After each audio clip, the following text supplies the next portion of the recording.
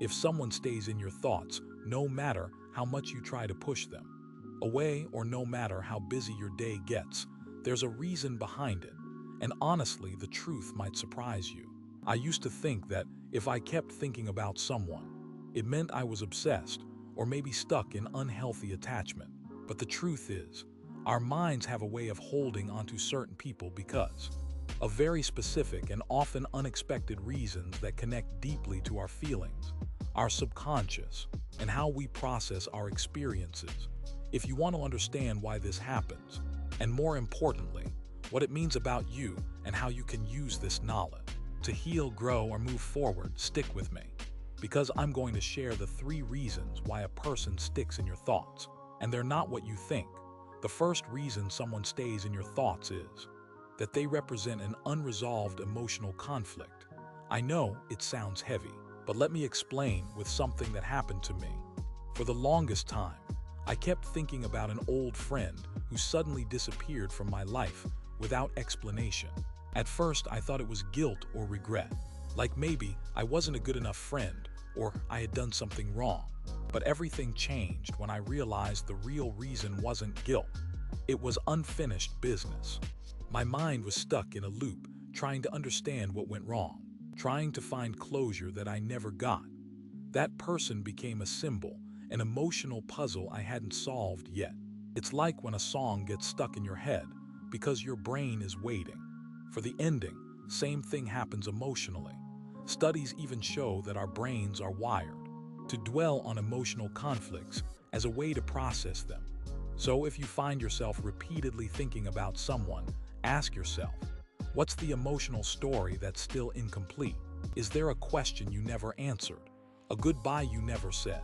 The crazy part is that once you identify this unfinished business, you can start creating closure yourself. Write a letter you never sent, even if you don't send it. Journal out every feeling. Say the goodbye out loud to yourself. Try this for a week. Every time they pop into your head, pause and reflect on what emotional question your mind is trying to answer.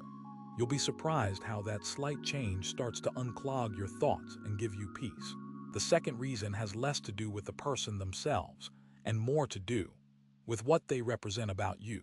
This one hit me like a ton of bricks. I kept thinking about someone from my past who lit me up, who made me feel seen and alive. At first, I thought it was love or nostalgia, but the moment that changed everything was realizing that I was actually chasing the feeling of being seen, valued, and worthy. That person was like a mirror reflecting back a version of me I longed to be, or believed I was at my best around them. Your mind can't let go of people who symbolize the parts of yourself you want to rediscover or protect, especially if you've been through self-doubt, loss, or trauma. Imagine your brain like a lighthouse keeper. It keeps shining the light on them. People who represent those hidden parts of you that need attention, validation, or healing. Research even tells us that the human brain clings to familiar emotional anchors, especially those tied to identity and self-esteem. If this resonates with you, here's an action step you can take right now. Write down what qualities this person brought out in you. Maybe it's courage, joy, kindness, or confidence. Then ask yourself, how can I cultivate those qualities within myself, independent of anyone else? The result? Slowly, the person becomes less of a haunting thought and more of a catalyst for your own growth. You reclaim your power and stop depending on outside validation. Start by naming one quality today. Maybe after watching this, you'll remember someone who made you feel brave, and do one small act that honors that bravery in your life right now. Here's the third and perhaps most surprising reason.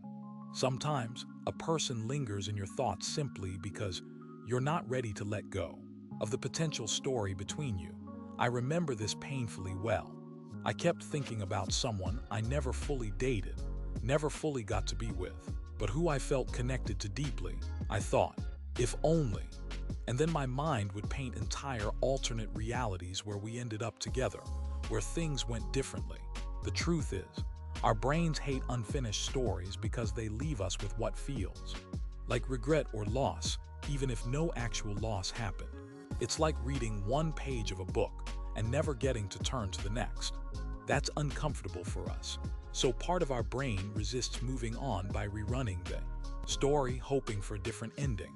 One neuroscientist explained it well. Our brains crave narrative closure, and when we don't get it, we keep replaying scenarios to try to complete the story. If you recognize this, here's what you can do. Give yourself permission to acknowledge that the story didn't have a clear ending, and that's okay. Try this exercise. Write the story as you wish it ended. Then write the actual ending once, and place both somewhere visible. Then say out loud, I'm okay not knowing what could have been. I know it's not easy. I resisted doing this myself for months, but it helped me move forward with less mental clutter. The freedom comes from accepting the unknown, rather than chasing the might-have-beens endlessly. That acceptance is a powerful healing tool you can start using today. Now I get why this might feel overwhelming or even discouraging if someone keeps showing up. In your thoughts, it can feel like you're trapped or powerless. But here's the thing. Understanding these 3 reasons actually gives you power to change how you relate to them. It's not about forcing yourself to stop thinking about someone, which rarely works, but about learning what those thoughts mean and how you can respond differently. When you treat those recurring thoughts as clues, not curses, you open up a path to healing and self-discovery. So take a moment today to reflect on those 3 reasons. Are you holding onto unresolved emotions? Is someone your reflection of qualities you want to nurture in yourself? Or are you stuck in a story that never got to finish? Once you identify which it is, try the exercises I shared. Start small, be gentle with yourself, and remember, this is a process, not an overnight fix. If you've ever caught yourself wondering why someone won't leave your mind, you're not alone. This is one of those universal human experiences that connects us all because it reflects how deeply we feel, how vulnerable we are, and how much we crave connection, whether with others or with ourselves.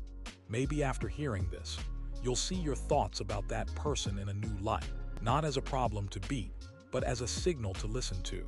Choose the one reason that resonates most with you today, and take that first curious step toward understanding. And I'd love to know, what's one thing you realized about why someone sticks in your mind? Drop your thoughts in the comments so we can learn and heal together. If you found this helpful, don't forget to like and subscribe for more honest conversations like this. Remember, the journey to peace starts with insight, and insight starts with paying attention.